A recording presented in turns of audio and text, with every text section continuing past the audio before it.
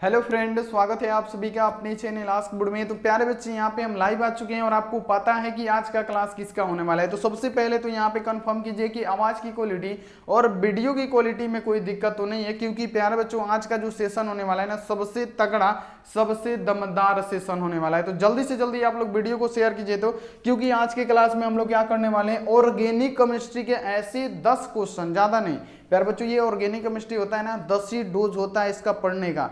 ज्यादा पढ़िएगा फिर प्यारे बच्चों हैंग कर जाइएगा। तो यहाँ पे ये 10 क्वेश्चन जो है वो आपको 100% याद होने चाहिए, और ये जो क्वेश्चन है ना आपके एग्जाम में बार बार पूछे जाते हैं, तो ये भी क्वेश्चन आपको साथ में याद कर लेना है। और यहाँ पे ऑर्गेनिक केमिस्ट्री को हम आपको इतना अच्छे से समझाने की कोशिश करेंगे ताकि आपको क्या हो गए, ताकि आपको 100% समझ में आ जाए और ये क्वेश्चन यहीं पे याद हो जाए। और इसको क्या कीजिए, आप थोड़ी देर बाद फिर से दोबारा एक बार रिवीजन कर लें तो जिंदगी भर के लिए याद हो जाए। ऐसे आपको पढ़ाने का हम कोशिश करेंगे। तो सभी बच्चे एक बार वीडियो को तुरंत शेयर कीजिए। जितने सारे स्टूडेंट हैं जल्दी से जल्दी इस वीडियो को शेयर कीजिए, जल्दी जल्दी शेयर कीजिए। और सभी बच्चे यहाँ पे लाइव आ जाइए। और प्यारे बच्चों, पैड ग्रुप ज्वाइन नहीं किए हैं तो जल्दी से जल्दी आप पैड ग्रुप भी ज्वाइन कर लीजिए, क्योंकि टाइम आपके पास कम है।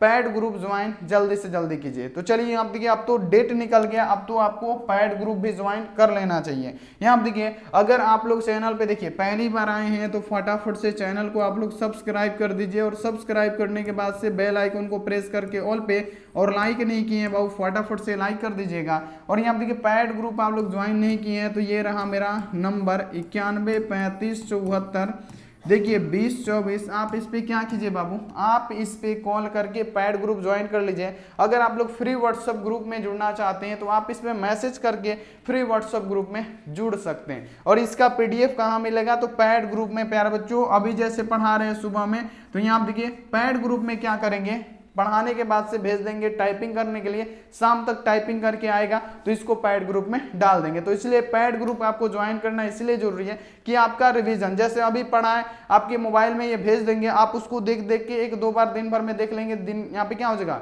यहाँ पे आपका पूरा टाइम भी बचेगा और यहाँ पे आपका क्या हो जाएगा, माइंड में पूरा फिट हो जाएगा। तो यहाँ पे ये फायदा है पैड ग्रुप में ज्वाइन करने से। तो जल्दी जल्दी सभी बच्चे ज्वाइन कर लीजिए। तो प्यारे बच्चों, यहाँ पे आज का जो क्लास होने वाला है, एक बात कि इसका खास करके इसका पीडीएफ हम फ्री में देंगे। कहाँ पे देंगे, कहाँ से आप लोग फ्री में डाउनलोड कर सकते हैं, तो बाबू यहाँ पे हम वीडियो के अंत में बताने वाले हैं। आप इसे फटाफट से डाउनलोड कर लीजिएगा। बिल्कुल आपको यहाँ पे क्या करना है, इसको डाउनलोड कर लेना है। तो चलिए प्यारे बच्चों, यहाँ पे हम क्लास को शुरू करें, एक बार बता दीजिए तो क्लास को शुरू करें। तो चलिए यहाँ पे देखिए क्लास को शुरू करते हैं, लेकिन आप लोग अपना दिमाग कमेंट बॉक्स पे ज्यादा ध्यान मत दीजिएगा बाबू, अपना दिमाग ना यहाँ पे लगाइएगा, एक बार में ये सब याद हो जाएगा। देखिए पहला नंबर क्वेश्चन है आपके साथ सामने कि वुड्स अभिक्रिया क्या है। बाबू ये वुड्स अभिक्रिया ना लगभग बार बार एग्जाम में पूछा जाता है कि वुड्स अभिक्रिया क्या होता है, तो हम ऐसा समझाएंगे कि अभी आप लोग याद कर लीजिएगा वुड्स अभिक्रिया क्या है। तो चलिए अब हम इसको समझते हैं कि वुड्स अभिक्रिया क्या होता है। What is Wurtz reaction. बाबू यहाँ देखिए वुड्स अभिक्रिया अगर की बात करें तो वुड्स अभिक्रिया क्या होता है, तो वुड्स अभिक्रिया वह अभिक्रिया है जिसमें एल्कील हाइलाइड के दो अणु, क्या एल्कील हाइलाइड के दो अणु को सोडियम के साथ शुष्क ईथर के साथ उसको अभिक्रिया कराने पर हमको एल्केन प्राप्त होता है। उसे हम लोग क्या कहते हैं, उसी रिएक्शन को हम लोग कहते हैं वुड्स रिएक्शन या वुड्स अभिक्रिया। बाबू यहाँ पे सभी बच्चे ध्यान देंगे कि ऑर्गेनिक केमिस्ट्री है, ये कुछ का खेल नहीं है, सभा का खेल नहीं है बाबू, ये क्या है, पढ़ाई है, वो भी केमिस्ट्री का, ऑर्गेनिक केमिस्ट्री है। तो हमको क्या पता लगा कि वुड्स अभिक्रिया क्या होता है, कि जब यहाँ देखिए वुड्स अभिक्रिया वह अभिक्रिया है जिसमें एल्कील हाइलाइड, एल्कील भी है और हाइलाइड है, उसके दो अणु को किसके साथ, सोडियम के साथ, किसके यहाँ देखिए किसके उपस्थिति में, तो शुष्क ईथर की उपस्थिति में अगर अभिक्रिया कराएंगे तो हमको अंत में क्या प्राप्त होगा बाबू, एल्केन प्राप्त होगा। और ये हमारा क्या है, वुड्स अभिक्रिया है। तो ये तो हम लोग समझ गए इसका डेफिनेशन। लेकिन प्यारे बच्चों अगर ये 5 नंबर में पूछेगा तो ये लिखना तो पड़ेगा ना कि आखिर वुड्स अभिक्रिया क्या होता है। तो यहाँ पे जिसका रिएक्शन लिखना आपको पता है कैसे लिखिएगा, तो हम है ना, हम आपको ऑर्गेनिक केमिस्ट्री समझाएंगे, आपको पूरा 100% समझ में आएगा। तो यहाँ देखिए क्वेश्चन है कि वुड्स अभिक्रिया क्या होता है। तो प्यारे बच्चों पहला यहाँ देखिए जिसमें यहाँ पे क्या, वह अभिक्रिया जिसमें एल्कील का प्यारे बच्चों क्या होता है, एल होता है। एल्कील का प्यारे बच्चों संकेत क्या होता है, यहाँ पे क्या होता है, आर होता है, आपको पता है। एल्किल का क्या हो जाएगा, आर हो जाएगा। और यहाँ पे देखिए हाइलाइट, हाइलाइट का क्या होता है, एक्स होता है। हाइलाइट में क्या आता है, यहाँ पे देखिए क्लोरीन, यहाँ पे क्लोरीन आ गया, और यहाँ पे क्या आ गया, फ्लोरीन आ गया, यहाँ पे क्या आ गया, ब्रोमीन आ गया, और यहाँ पे देखिए आयोडीन। ये क्या होता है, हाइलोजन, यानी क्या होता है, हाइलाइट्स होते हैं हमारे। ये क्या होते हैं, क्लोरीन, फ्लोरीन, ब्रोमीन, आयोडीन, ये सब क्या होते हैं, हाईलाइट होते हैं। और हमारा एल्किल क्या हो गया, हमारा आर हो गया। तो समझिएगा डिफिनीशन, अगर आप लोग समझिएगा ना, इसका रिएक्शन बना दीजिएगा। देखिए क्वेश्चन है कि वुड्स अभिक्रिया वह अभिक्रिया जिसमें एल्किल और हाईलाइट, एल्किल क्या है, एल्किल प्यारे बच्चों हमारा है आर, और यहाँ पे क्या है, हाईलाइट को किससे सूचित करते हैं, एक्स। इसके कितने अणु लेने हैं, तो इसके 2 अणु, एल्किल हाईलाइट के 2 अणु। एल्किल हाइलाइट यानी हमारा ये एल्किल हाइलाइट हो गया, इसके कितने अणु, तो प्यारे बच्चों 2 अणु लेने हैं। तो यहाँ आप देखिए ये 2 अणु हमारा हो गया। इतना समझ में आया, इतना समझ में आया। एल्किल हाइलाइट के 2 अणु, यहाँ देखिए सोडियम धातु के साथ, सोडियम का संकेत यहाँ प्यारे बच्चों क्या होता है, Na, यानी किसके साथ अभिक्रिया कराना है, तो Na के साथ अभिक्रिया कराना है। किसकी उपस्थिति में, तो प्यारे बच्चों यहाँ पे लिखा गया है ईथर, शुष्क ईथर की उपस्थिति में। तो हम लोग किसके साथ कराएंगे, शुष्क ईथर की उपस्थिति में हम क्रिया कराएंगे, तो हमको अंत में एल्केन प्राप्त होगा। अब एल्केन का क्या होता है प्यारे बच्चों, एल्केन का होता है बस आर और आर। तो यहाँ पे लिख दीजिएगा प्यारे बच्चों, क्या एल्केन का होता है आर और आर। तो यहाँ तक आपको समझ में आ गया। एक बार बाबू समझने की कोशिश कीजिए, 100% समझ में आएगा। ये हम इसका फॉर्मूला लिख रहे हैं, इस पे आप कितना भी ना वुड्स रिएक्शन निकाल सकते हैं। ये फॉर्मूला अगर आपको याद हो गया, सीख गए कैसे बनाते हैं, तो कितना भी प्यारे बच्चों आप लोग निकाल सकते हैं। जैसे हम एक निकाल के भी दिखाएंगे। तो यहाँ पे समझिए कि जब यहाँ देखिए ऐसी अभिक्रिया जिसमें एल्किल और हाइलाइट के 2 अणु, ये पहला अणु ये दूसरा अणु, 2 अणु सोडियम के साथ शुष्क ईथर की उपस्थिति में जब इसका अभिक्रिया कराया जाता है, तो अंत में हमको एल्केन प्राप्त होगा। तो यहाँ पे देखिए ये तो आर हो गया। अब यहाँ पे देखिए बचा क्या, हमारा Na बचा। तो यहाँ पे लिख देंगे क्या, Na का मतलब क्या, यहाँ पे सोडियम बचाएगा। और क्या बचा प्यारे बच्चों, हमारा बचा ये देखिए x बचा, यहाँ पे x बचा, तो यहाँ पे लिख देंगे x। अब यहाँ देखिए ये x कितना है, तो ये 1 गो x और ये 2 गो x। यहाँ पे देखिए 1 गो x, यहाँ पे 2 गो x है, तो पहले यहाँ पे लगा देंगे 2। तो यहाँ देखिए ये तो संतुलित नहीं है, क्योंकि यहाँ पे देखिए 2 NaX हो गया, और यहाँ पे सिर्फ यहाँ पे क्या है, Na है। तो संतुलित करने के लिए यहाँ पे 2 लगा देंगे। बस यही हमारा क्या होगा प्यारे बच्चों, वुड्स अभिक्रिया हो गया। समझ में आया, ये क्या है, इसका फॉर्मूला है। फॉर्मूला जब आप इतना आसानी से निकाल रहे हैं, तो ये आपको लोग इसका रिएक्शन नहीं निकालिएगा। तो चलिए हम आपको बताते हैं कैसे इसका रिएक्शन निकलता है। लेकिन प्यारे बच्चों यहाँ पे इसको पहले समझ लीजिए, क्योंकि ये क्वेश्चन 5 नंबर में आएगा, तो आपको बनाना तो इतना पड़ेगा। यहाँ पे समझिए कि वुड्स अभिक्रिया क्या होता है, जिसमें एल्किल हाइलाइट के 2 अणु, हमारा एल्किल आर और हाइलाइट क्या एक्स, इसके कितने अणु, तो प्यारे बच्चों इसके 2 अणु लेने हैं। उसके बाद क्या करना है, सोडियम, सोडियम का क्या होता है Na के साथ क्या करना है, किसके साथ, तो गर्म ईथर, यानी यहाँ देखिए ETHER, यहाँ देखिए ईथर के साथ इसको अगर आप लोग गर्म करेंगे, तो अंत में हमारा एल्केन प्राप्त होगा, यानी R और R। तो यहाँ देखिए अंत में क्या बचा हमारा, यहाँ देखिए Na बचा। तो यहाँ पे लिख देंगे क्या, Na, यहाँ पे क्या लिखेंगे प्यारे बच्चों, फिर से बता रहे हैं, ऐसे बाबू की तरह आपको कोई नहीं बताएगा। Na बचा, और बाद में क्या बचा, यहाँ पे x, यहाँ पे x, यानी यहाँ पे हमारा x कितना x, 2 गो x। तो इसको देखिए 2 NaX हो गया, और यहाँ पे सिर्फ Na है, तो इसको संतुलित करने के लिए 2 हम लोग लिख देंगे। तो ये हमारा डिफिनीशन तैयार हो गया। ये हमारा क्या हो गया, डिफिनीशन तैयार हो गया। तो यहाँ पे हम एक रिएक्शन निकाल के आपको दिखाते हैं, कि ताकि अगर आपसे पूछ दे कि वुड्स अभिक्रिया क्या है, इसके 2-3 रिएक्शन लिखे, तो आपको लिख देना है। कैसे, हम आपको समझाते हैं। तो यहाँ पे हो गया। अब यहाँ देखिए, अब वुड्स अभिक्रिया में क्या लेना है, हमको लेना है एल्किल। एल्किल में हम लोग क्या लेंगे, एल्किल में हम लोग ले लेते हैं प्यारे बच्चों मेथिल। मेथिल का सूत्र क्या होता है, CH3। एल्किल में हम लोग क्या लेंगे, एल्किल में मेथिल लेंगे CH3। एल्किल में क्या लेंगे प्यारे बच्चों, मेथिल लेंगे। प्यारे बच्चों एल्किल में क्या लेंगे हम लोग, याद रखना है कि मेथिल लेंगे। अब यहाँ देखिए मेथिल हो गया एल्किल में। अब हाइलाइट लेना है, हाइलाइट हम लोग क्या लेंगे, Cl ले लेंगे, क्लोरीन लेंगे। तो यहाँ देखिए मेथिल क्लोराइड, यहाँ देखिए Cl ले लिए, तो मेथिल क्लोराइड का को लेना है, 2 गो लेना है ना। तो ये मेथिल क्लोराइड 1 गो, और फिर यहाँ पे देखिए CH3Cl, ये मेथिल क्लोराइड 2 गो। अब इसको किसके साथ अभिक्रिया कराना है, तो प्यारे बच्चों सोडियम के साथ ना। तो यहाँ पे सोडियम का लिख देंगे Na के साथ इसका अभिक्रिया कराएंगे, किसके, तो शुष्क ईथर, शुष्क ईथर के साथ, तो प्यारे बच्चों हमको अंत में क्या प्राप्त होगा, तो हमको अंत में प्यारे बच्चों क्या प्राप्त हो जाएगा, देखिए यहां देखिए CH3 और CH3, तो यहां पे लिख देंगे क्या CH3 और यहां पे फिर लिख सकते हैं CH3, ये दो को प्राप्त होगा CH3 CH3, या तो इसको ऐसे भी लिख सकते हैं प्यारे बच्चों क्या C2H6, कार्बन को C दो गो और यहाँ पे H कितना 3 3 6 गो, इसको ऐसे भी लिख सकते हैं, तो आप लोग जैसा मन वैसा लिख सकते हैं। तो यहाँ देखिए अंत में ये हमको प्राप्त होगा।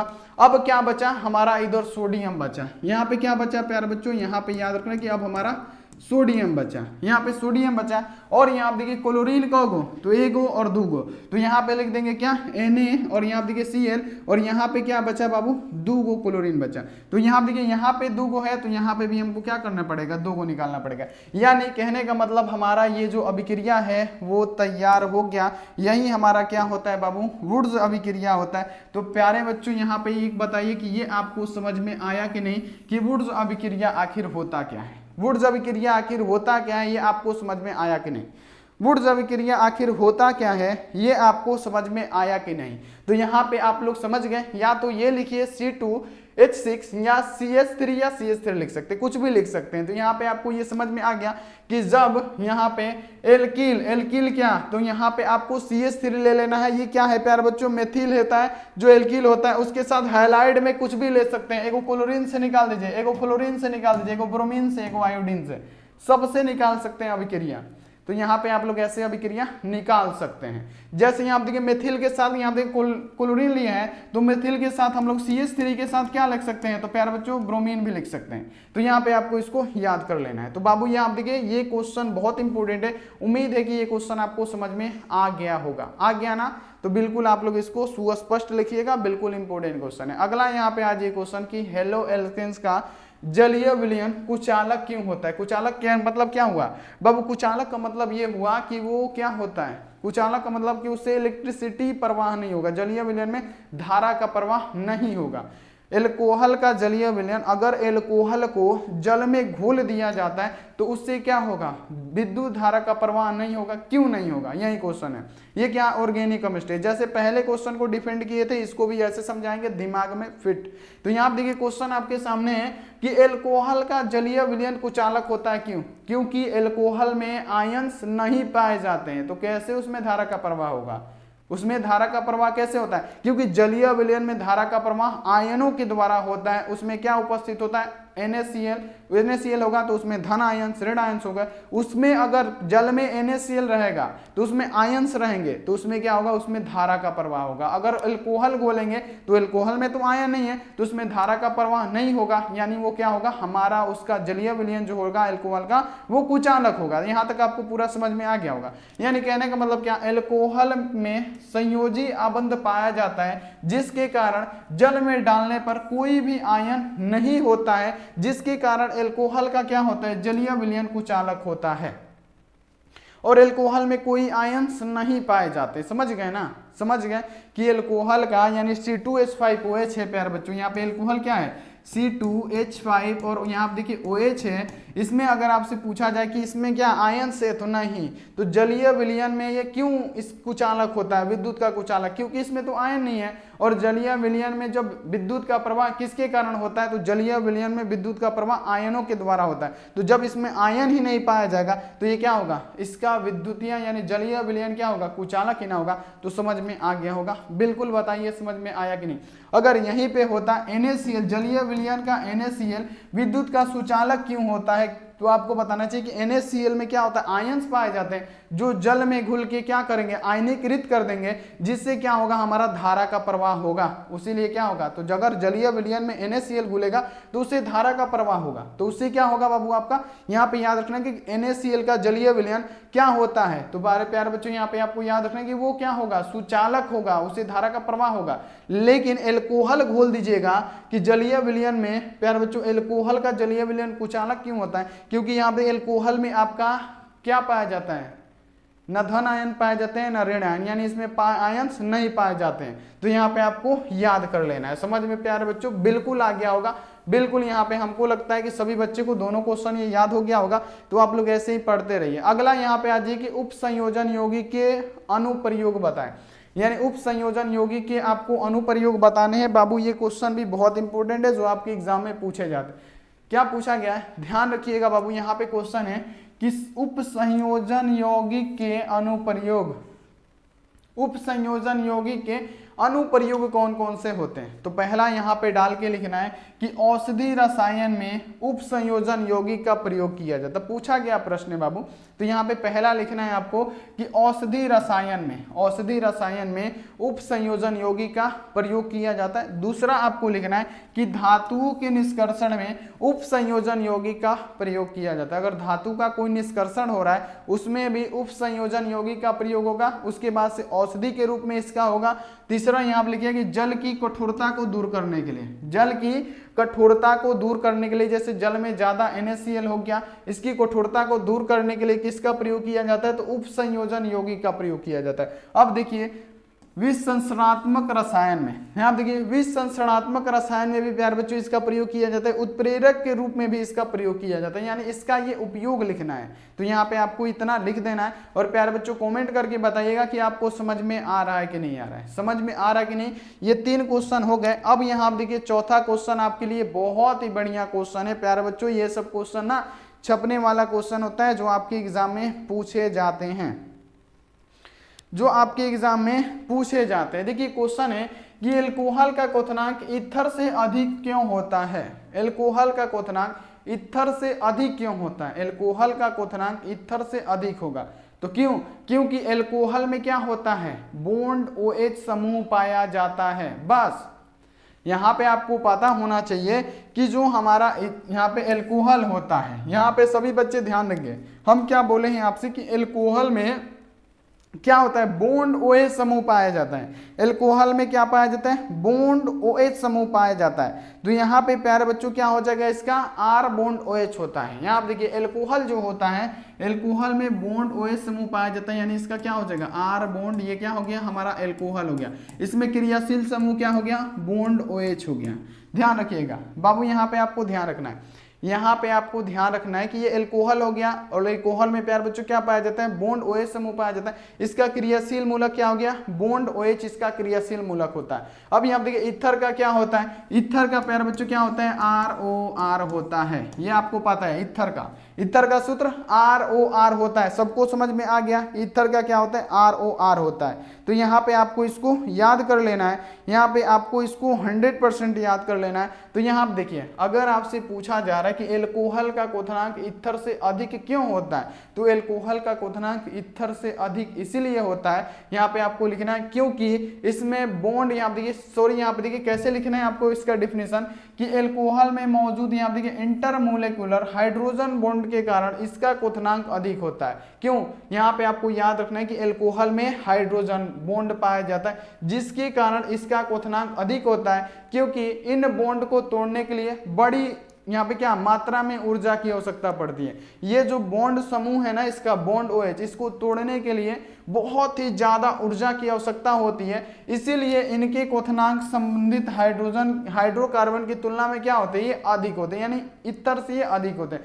सिंपल सा बात यहाँ पे आपको यही ध्यान रखना है कि क्यों यहाँ पे ये अधिक होते हैं, मतलब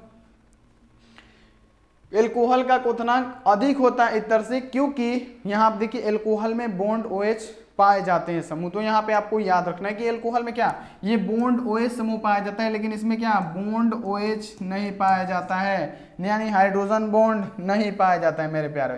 तो यहाँ पे आपको ये याद कर लेना है, समझ में आ गया। सिंपल सा बात ये लिखना है कि जो एल्कोहल होता है ना, एल्कोहल में बॉन्ड OH समूह पाया जाता है जिससे इसको तोड़ने के लिए अधिकतम ऊर्जा की आवश्यकता पड़ती है, इसलिए इसका क्वथनांक ज्यादा होता है। तो समझ में आ गया, इसको आप लोग लिख दीजिएगा। ये सब ऑर्गेनिक केमिस्ट्री है प्यारे बच्चों, समझिएगा। अगला यहाँ पे आ जाइए कि एल्कोहल का अणु भार बढ़ाने पर जल में इनकी विलयता घटती है, स्पष्ट कीजिए क्यों। अरे वाह क्या क्वेश्चन है प्यारे बच्चों, यहाँ पे समझिए कि एल्कोहल का अणु भार बढ़ाने पर जल इनकी, आप देखिए जल में इनकी विलयता घटती है, यानी एल्कोहल का अगर आप अणु भार बढ़ाएंगे ना तो जल में विलयता घटेगी। क्यों घटेगी ये आपको अभी स्पष्ट करेंगे कि अगर हम एल्कोहल का अणु भार बढ़ाएंगे तो इनकी जल में विलेयता घटती है। क्यों घटती है? तो यहाँ पे इसका डिफिनेशन देख लीजिए कि एल्कोहल का अणु भार बढ़ाने पर जल में विलेयता घटती है। इसका कारण यह है कि एल्कोहल के अणु के बॉन्ड OH तथा जल के अणु के बीच का जो हाइड्रोजन बॉन्ड होता है वो प्यारे बच्चों क्या करता है, वो आपस में संयोग करता है, हाइड्रोजन बॉन्ड बनाता है। यानी सिंपल सा बात है, यहाँ पे आपको लिखना है कि एल्कोहल का अणु भार बढ़ाने पर जल में विलेयता घटती है। इसका कारण यह है कि एल्कोहल के अणु के जो बॉन्ड OH क्रियाशील मूलक क्या होते हैं प्यारे बच्चों, एल्कोहल के क्रियाशील मूलक प्यारे बच्चों यहाँ देखिए OH होते हैं। यह आपको पता है क्या होते हैं प्यारे बच्चों, OH होते हैं। तो यहाँ देखिए यहाँ पे एल्कोहल क्या होता है, तो R बॉन्ड क्या होता है, OH होता है। ये क्या होते हैं एल्कोहल के प्यारे बच्चों, ये एल्कोहल है, इसमें क्रियाशील मूलक क्या होते हैं। तो यहाँ पे आपको पता होना चाहिए प्यारे बच्चों कि एल्कोहल में क्या होता है प्यारे बच्चों, तो यहाँ पे इसका क्रियाशील मूलक OH होता है। यानी कहने का मतलब प्यारे बच्चों यहाँ पे समझिएगा कि किसी एल्कोहल के अणु के बॉन्ड OH तथा जल के अणु के बीच हाइड्रोजन बंधन बनाता है। तो चलिए हम संरचना बना के समझाते हैं, आपको समझ में आ जाएगा। तो यहाँ देखिए ये क्या हो गया प्यारे बच्चों, R बॉन्ड OH जो हमारा, ये जो क्या हो गया यहाँ पे समझिएगा, ये हमारा क्या हो गया, यहाँ पे क्या हो गया प्यारे बच्चों, ये एल्कोहल का होता है। हम आपको बताएं ना ROH क्या होता है, ये एल्कोहल होता है। तो यहाँ पे क्या हो जाएगा ROH हमारा एल्कोहल, और जल का क्या होता है H2O, ये क्या हो गया हमारा जल हो गया। H यहाँ पे देखिए दूगो H, H2O यहाँ पे क्या हो गया हमारा एक ऑक्सीजन, दूगो यहाँ पे देखिए H हो गया, ये हमारा क्या हो जाएगा, ये हमारा जल हो जाएगा। यहाँ पे फिर हम क्या करेंगे प्यारे बच्चों, ये भी हमारा जल हो गया। फिर यहाँ पे क्या करेंगे प्यारे बच्चों, यहाँ पे आप सिर्फ समझते चलिए, यहाँ पे क्या होगा हमारा एल्कोहल हो गया, और यहाँ पे क्या हो गया हमारा जल हो गया, यहाँ पे भी हमारा जल हो गया। अब देखिए ये क्या होता है प्यारे बच्चों, ये लिखना पड़ेगा आपको। यहाँ पे ये क्वेश्चन है, इसमें क्या है कि एल्कोहल के अणु के बॉन्ड OH तथा जल के अणु के बीच हाइड्रोजन बॉन्ड बनाता है। यानी एल्कोहल का यहाँ देखिए यहाँ पे, और ये क्या कर रहा है आपस में हाइड्रोजन बॉन्ड बना रहा है। ये देखिए यहाँ पे आपस में क्या बना रहा है, ये हाइड्रोजन बॉन्ड बना रहा है। तो इसीलिए क्या हो गया प्यारे बच्चों कि एल्कोहल का अणु भार बढ़ाने पर जल की विलेयता घटती है। क्योंकि क्या होता है एल्कोहल बॉन्ड जो OH होता है जल के अणु के बीच हाइड्रोजन बंधन बनाता है। यानी ये जो जल के अणु है ना, इनके बीच ये देखिए यहाँ पे भी एल्कोहल, यहाँ पे भी एल्कोहल, क्योंकि एल्कोहल ही होता है R बॉन्ड OH, ये क्या होते हैं एल्कोहल होता है। इसमें क्रियाशील मूलक हमारे OH होते हैं। यानी ये जो OH हो गया ये क्या कर रहा है, ये जल के साथ बॉन्ड बना रहा है। इसमें का एक OH यहाँ देखिए ये भी जल के साथ, और ये भी प्यारे बच्चों एल्कोहल जल के साथ क्या कर रहा है बॉन्ड बना रहा है, हाइड्रोजन बॉन्ड बना रहा है। इसी कारण क्या होता है प्यारे बच्चों, एल्कोहल का अणु भार बढ़ाने पर इनकी विलेयता क्या होती है, घटती है। तो ये भी आपको समझ में आ गया होगा। आ गया बाबू, समझ में आ गया तो एक बार यस लिखिए। और सभी बच्चे यहाँ पे पैड ग्रुप अगर आप लोग ज्वाइन नहीं किए तो फटाफट से ज्वाइन कर लीजिए। अब देखिए कि उप संयोजन यौगिक क्या होता है। उप संयोजन यौगिक क्या होता है प्यारे बच्चों, थोड़ा सा समझाने में हम बहुत मेहनत करते हैं, तो आप लोग लाइक भी कर दीजिएगा। देखिए उप संयोजन यौगिक क्या होता है, तो वह यौगिक जो ठोस एवं विलय दोनों अवस्थाओं में अस्थायी होते हैं एवं यह जल में अपने अवयवी आयनों में वियोजित नहीं होते, यानी पूरी तरह से घुलते ही नहीं है ये। तब यहाँ देखिए तथा इन यौगिकों का गुण उनके अवयवी आयनों से पूर्ण रूप से भिन्न होता है। तो आयंस जो होते हैं वो तो घुल जाते हैं, लेकिन इसमें बता रहा है कि इसमें जो अवयवी आयंस होंगे ना वो घुलेंगे ही नहीं। तो ये क्या होंगे, उससे आयनों से ये अलग होंगे। इसी प्रकार के यौगिक को हम लोग क्या कहते हैं, उप संयोजन यौगिक कहते हैं। तो यहाँ देखिए कोऑर्डिनेशन कंपाउंड कहते हैं, क्योंकि यहाँ पे आपको पता चल रहा है कि यहाँ देखिए वह यौगिक जो ठोस एवं विलय दोनों अवस्थाओं में अस्थायी हो एवं यह जल में अपने अवयवी विलयन में वियोजित नहीं होता तथा इनके यौगिक गुण यहाँ देखिए अवयवी आयनों से पूर्ण होते हैं, यानी भिन्न होते हैं। इस प्रकार की यौगिक को हम लोग क्या कहते हैं, तो उप संयोजन यौगिक कहते हैं। तो ये भी क्वेश्चन बाबू आपको 100% याद हो जाना चाहिए। अगला आ जाइए कि यहाँ देखिए हेलो एल्केन्स क्या है बाबू। देखिए हेलो एल्केन्स, हेलो एल्केन्स क्या है, यानी यहाँ आप देखिए आपको बताना है कि हेलो एल्केन्स क्या होते हैं। बाबू ये सब क्वेश्चन पहले समझ लीजिए, और ऑर्गेनिक केमिस्ट्री का क्वेश्चन होगा ना हम सब क्लियर करा देंगे। जैसे वो सब क्वेश्चन आपको रिएक्शन वाला समझ में आया और भी क्वेश्चन समझ में आया, सब क्वेश्चन हम आपको समझाएंगे। लेकिन ऑर्गेनिक केमिस्ट्री का एक फॉर्मूला होता है कि ज्यादा क्वेश्चन नहीं दिया जाता है, 10 क्वेश्चन पढ़िए दिन भर में, याद कर लीजिए। ये देखिए क्वेश्चन है कि एल्केन से हाइड्रोजन परमाणुओं को हैलोजन परमाणुओं द्वारा प्रतिस्थापित करने के फलस्वरूप जो प्राप्त यौगिक बनेगा उसे ही हम लोग क्या कहेंगे प्यारे बच्चों, हेलो एल्केन्स कहेंगे। तो यहाँ पे समझिएगा कि एल्केन के हाइड्रोजन परमाणु को हैलोजन परमाणु द्वारा अगर प्रतिस्थापित, हैलोजन परमाणु क्या, क्लोरीन, फ्रोमीन, ब्रोमीन, आयोडीन, जिसको हम लोग एक से सूचित करते हैं, याद आया, शुरू में आपको बताए थे। तो एल्केन से हाइड्रोजन परमाणु को हैलोजन परमाणु द्वारा प्रतिस्थापित करने के फलस्वरूप जो प्राप्त यौगिक को हम लोग क्या कहते हैं, उसे ही हम लोग हेलो एल्केन्स कहते हैं। इस हैलोजन व्युत्पन्न तथा यहाँ देखिए एल्कोहल, यहाँ देखिए एल्किल हाइलाइड को भी यहाँ पे इसे हैलोजन यौगिक या एल्किल हाइलाइड भी कहते हैं। हेलो एल्केन्स एक सजातीय श्रेणी बनाता है, जिसके कारण यहाँ पे इसका सामान्य सूत्र क्या होता है प्यारे बच्चों, CnH2n+1। और यहाँ पे देखिए क्या होता है, यहाँ पे आपको याद रखना कि एक्स किसका होता है, तो यहाँ पे आपको याद रखना है कि यहाँ देखिए एल्केन से हाइड्रोजन परमाणु को हैलोजन परमाणु द्वारा प्रतिस्थापित, यानी यहाँ देखिए एल्केन से हाइड्रोजन परमाणु को हाइड्रोजन, यहाँ देखिए हैलोजन परमाणु द्वारा प्रतिस्थापन पर यहाँ पे क्या बनता है, हमारा हेलो एल्केन्स बनता है। हेलो, यहाँ देखिए हैलोजन और एल्केन, एल्केन का सामान्य सूत्र CnH2n प्लस यहाँ पे लगा देना आपको हैलोजन, हैलोजन को हम लोग एक से सूचित करते हैं, तो यहाँ पे क्या हो जाएगा CnH2n प्लस यहाँ पे क्या हो जाएगा हैलोजन। तो यहाँ पे देखिए हेलो एरिन से यहाँ पे क्या होगा हमारा बन जाएगा, आप लोग इसको याद कर लीजिएगा। अगला यहाँ पे आ जाइए कि हेलो एल्केन्स का उपयोग कहाँ कहाँ पे किया जाता है, हेलो एल्केन्स का उपयोग कहाँ कहाँ पे होता है, ये भी आप लोग समझिए कि हेलो एल्केन्स का उपयोग कहाँ कहाँ पे किया जाता है। तो पहला यहाँ पे समझना है कि हेलो एल्केन्स का उपयोग कहाँ पे होता है। तो देखिए हेलो एल्केन्स का प्रमुख यहाँ आप देखिए उपयोग कार्बनिक संश्लेषण में किया जाता है। यहाँ आप देखिए हेलो एल्केन्स का यहाँ देखिए प्रमुख उपयोग किसमें किया जाता है, तो प्यारे बच्चों हेलो एल्केन्स का प्रमुख उपयोग कार्बनिक संश्लेषण में किया जाता है। पहला लिख देना। यहाँ देखिए एल्कीन क्लोराइड जैसे यहाँ देखिए हेलो एल्केन्स का उपयोग निश्चेतक के रूप में भी किया जाता है। यहाँ पे निश्चेतक के रूप में जैसे आयोडोफोम के रूप में किया जाता है, जैसे आयोडोफोम हो गया हमारा, तो यहाँ पे याद रखिएगा कि यहाँ देखिए हेलो एल्केन्स का प्रमुख उपयोग यहाँ देखिए कार्बनिक संश्लेषण में किया जाता है। दूसरा लिखना है कि एल्कीन क्लोराइड जैसे यहाँ देखिए हेलो एल्केन्स का उपयोग निश्चेतक के रूप जैसे आयोडोफोम के रूप में किया जाता है। एल्कीन ब्रोमाइड हेलो एल्केन्स का उपयोग औषधि बनाने में भी किया जाता है। तो यहाँ पे आपको ये भी लिख देना है, ये भी क्वेश्चन बहुत इंपॉर्टेंट है, तो ये भी क्वेश्चन आप लोग याद कर लीजिएगा। एमिनो अम्ल क्या होते हैं, एमिनो अम्ल क्या होते हैं, ये देखिए क्वेश्चन 9 नंबर, एमिनो अम्ल क्या होते हैं, एमीन, प्यारे बच्चों यहाँ पे क्या एमिनो अम्ल क्या होते हैं, तो समझिएगा वे यौगिक जिनमें एक अणु में एक या अधिक कार्बोक्सिलिक समूह होता है, एक या अधिक कार्बोक्सिलिक समूह होता है तथा एक या अधिक एमिनो समूह होता है, उसी को हम लोग क्या कहते हैं, उसी को हम लोग क्या कहते हैं, एमिनो अम्ल कहते हैं। देखिए बहुत ही बढ़िया क्वेश्चन है प्यारे बच्चों, ये बहुत इतना अच्छा डिफिनीशन आपको नहीं मिलेगा कहीं भी एमिनो अम्ल का, कि वे यौगिक जिनके एक अणु में एक या अधिक कार्बोक्सिलिक समूह हो, एक अणु में एक या अधिक से कार्बोक्सिलिक समूह हो, क्या हो प्यारे बच्चों, एक से अधिक क्या हो कार्बोक्सिलिक समूह हो तथा एक या एक से अधिक एमिनो समूह हो। यहाँ आप देखिए जैसे यहाँ आप देखिए बॉन्ड यहाँ आप देखिए NH2 यानी अमोनिया उपस्थित होते हैं, उस यौगिक को हम लोग एमीन कहते हैं। बाबू थोड़ा सा दिमाग लगाइएगा, पूरा आपको समझ में आएगा। जिसमें क्या हो एक से अधिक कार्बोक्सिलिक समूह और एक से अधिक अमीनो समूह हो, वैसे यौगिक जिसमें एक से अधिक कार्बोक्सिलिक समूह और एक से अधिक एमिनो समूह हो उसे क्या कहेंगे, तो उसे कहेंगे एमीन।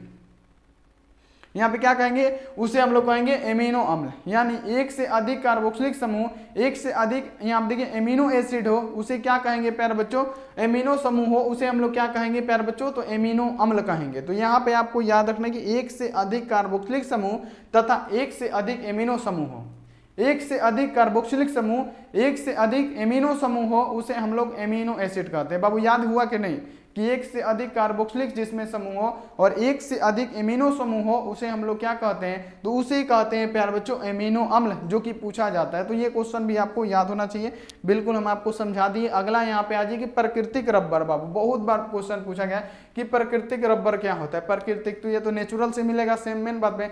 रबर किससे प्राप्त होता है, तो वृक्ष से प्राप्त होता है। उसके छिलके यानी जो ऊपर का त्वचा होता है उसको काट के उससे निकाला जाता है रबर। तो यानी ये प्राकृतिक बहुलक, रबर क्या है, प्राकृतिक बहुलक, ये आइसोप्रीन का बहुलक होता है। तो यहाँ पे आपको लिखना है कि प्राकृतिक रबर क्या होता है, तो रबर एक प्राकृतिक बहुलक है, इस विशेषण पेड़ से प्राप्त किया जाता है, यानी सॉरी प्राकृतिक बहुलक क्या है, रबर एक प्राकृतिक बहुलक है जिसे एक विशेष पेड़ यानी एक समूह यानी मतलब एक विशेष पेड़ यानी एक समूह होता है, जैसे यहाँ देखें उससे रबर ही प्राप्त होगा। आम की गाछ पे आप केला ढूंढिएगा, मिलेगा नहीं मिलेगा ना। अब केला पे आप लोग आम सोचिएगा कि आम फरे, नहीं होगा, यानी एक विशेष पेड़ से ही ये प्राप्त होता है। तो रबड़ का पेड़ उसको बोला जाता है। तो यहाँ देखिए यहाँ देखिए रबड़ एक प्राकृतिक बहुलक है, इसे विशेष पेड़ से प्राप्त किया जाता है। इसमें यहाँ देखिए प्रत्यास्था का गुण पाया जाता है, प्रत्यास्था का गुण पाया जाता है, इसलिए इसे प्रत्यास्थक बहुलक भी कहा जाता है। रबर का प्राकृतिक में ही पाया जाता है, इसलिए इसे प्राकृतिक बहुलक भी कहा जाता है।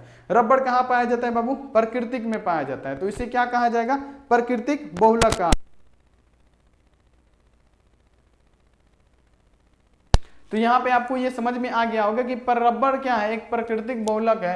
तो यहाँ देखिए रबर एक प्राकृतिक बहुलक होता है जो आइसोप्रीन का बहुलक होता है और ये एक विशेष पेड़ से प्राप्त होता है। और यहाँ देखिए इसमें कौन सा गुण पाया जाता है, तो प्रत्यास्था का गुण पाया जाता है, इसीलिए इसे प्रत्यास्थ बहुलक भी कहा जाता है। यहाँ तक आपको समझ में आ गया। तो प्यारे बच्चों इतना ही लिखना है। और यहाँ देखिए ये प्रकृति में पाया जाता है, ये जो बहुलक होता है, ये रबड़ होता है ना, ये प्रकृति में पाया जाता है, यानी वृक्ष से एक समूह एक विशेष प्रकार का वृक्ष है जिसपे ये मिलता है, उसको क्या किया जाता है, उसके छिलके को यानी इसको त्वचा को काट के उसमें से दूध के फॉर्म में वो निकलता है, दूध के फॉर्म में निकलता है और वही क्या होता है प्यारे बच्चों, जमता है, यानी वो किस में, प्रत्यास्था का गुण पाया जाता है। यानी वो क्या होगा, दूध निकलेगा वो जम जाएगा, उसे क्या कहेंगे, प्रत्यास्था गुण, यानी दूध निकलेगा वो जम जाएगा, एकदम लाशा की तरह हो जाएगा, उसे क्या कहेंगे प्यारे बच्चों, प्रत्यास्था कहेंगे। तो यहाँ देखिए, और ये प्रकृति में पाया जाता है, तो ये प्राकृतिक बहुलक है। तो यहाँ पे आपको ये बाबू क्लास कैसा लगा एक बार बता दीजिएगा, आपको समझ में आया कि नहीं। हमको पहले नंबर क्वेश्चन पे डाउट था प्यारे बच्चों, सभी बच्चों को पहले नंबर क्वेश्चन पे डाउट था यहाँ पे कि समझ में आया कि नहीं, लेकिन हम आपको बहुत बढ़िया से समझा दिए हैं प्यार बच्चों कि यहाँ पे वर्ड्स अभिक्रिया क्या, वुड्स अभिक्रिया क्या होता है। बहुत बार आता है, इसीलिए इसको हम बार बार समझाएं कि वुड्स अभिक्रिया क्या होता है। वुड्स अभिक्रिया प्यार बच्चों क्या होता है, तो यहाँ पे आपको समझ लेना कि क्या सिर्फ पढ़ना है कि जिसमें एल्कीन हाईलाइट, एल्कीन का क्या आर, और यहाँ देखिए हाईलाइट को क्या एक्स कितना लेना है बाबू, 2 को लेना है। तो यहाँ पे देखिए क्या लेंगे, 2 को लेंगे, किसके साथ, तो सोडियम यानी Na की उपस्थिति में। यहाँ पे गर्म करना है किसके, यहाँ देखिए उपस्थिति में, यहाँ पे अभिक्रिया कराना है Na के साथ यानी सोडियम के साथ, और यहाँ पे किसकी उपस्थिति में, तो हॉट ईथर, गर्म ईथर के साथ यहाँ पे अभिक्रिया कराने पे हमको क्या प्राप्त होता है, तो प्यार बच्चों एल्केन, जिसका होता है RR। तो यहाँ पे ये प्राप्त होता है। अब यहाँ पे फिर से एक बार इस क्वेश्चन को देख लीजिए। अब यहाँ आप देखिए जब RR प्राप्त हो गया तो यहाँ पे हमारा क्या बचा प्यारे, हमारा बच गया यहाँ पे Na, यहाँ पे क्या बचा Na, और यहाँ पे क्या बचा प्यारे बच्चों X, और यहाँ पे क्या है X है, यानी क्या हो जाएगा, यहाँ पे X हो जाएगा, और कितना को, X से 2 को, तो इसको संतुलित करने के लिए बस 2। अब यहाँ पे देखिए अगर आपसे पूछ दे कि इसका यहाँ पे एगो अभिक्रिया लिखिए, तो यहाँ आप देखिए, यहाँ पे आपको पता होना चाहिए कि हाइलाइट क्या होता है। यहाँ आप देखिए आपको याद होना चाहिए क्लोरीन, ब्रोमीन, आयोडीन, फ्लोरीन, ये सब क्या होता है, ये सब हमारा होते हैं हाइलाइट। तो यहाँ पे कोई भी हाइलाइट रख दीजिए, यहाँ पे कोई भी हाइलाइट रख दीजिए, यहाँ पे कोई भी प्यार बच्चों क्या रख दीजिए, एल्कीन रख दीजिए, कोई भी हाइलाइट रख दीजिए, निकाल दीजिए। यहाँ पे आप लोग इसको निकाल दीजिएगा बिल्कुल। तो यहाँ पे फटाफट से क्या कीजिए, चैनल को सब्सक्राइब कर दीजिए, और सब्सक्राइब करने के बाद से बेल आइकन को प्रेस करके ऑल पे, और यहाँ देखिए आपको पैड ग्रुप ज्वाइन कर लेना चाहिए क्योंकि टाइम आपके पास कम बचा है, 91 35 74 20 24। आप इस पे क्या कीजिए, कॉल करके फटाफट से पैड ग्रुप ज्वाइन कर लीजिए। और यहाँ पे चलिए इसको अब PDF इसका कहाँ पे मिलेगा हम आपको बता देते हैं। सबसे पहले यहाँ पे आपको फ़ोन में गूगल या क्रोम को ओपन करना है। जैसे ही आप फ़ोन में गूगल या क्रोम ओपन करेंगे आपके सामने प्यारे बच्चों ऐसा पेज खुल के आएगा। आपको क्या करना है, फटाफट प्यारे बच्चों यहाँ पे जल्दी यहाँ पे क्या करना है, आपको फटाफट यहाँ पे आपको करना है कि गूगल पे सर्च करना है आस्क बोर्ड। गूगल पे आस्क बोर्ड सर्च कीजिएगा, ऐसे आएगा।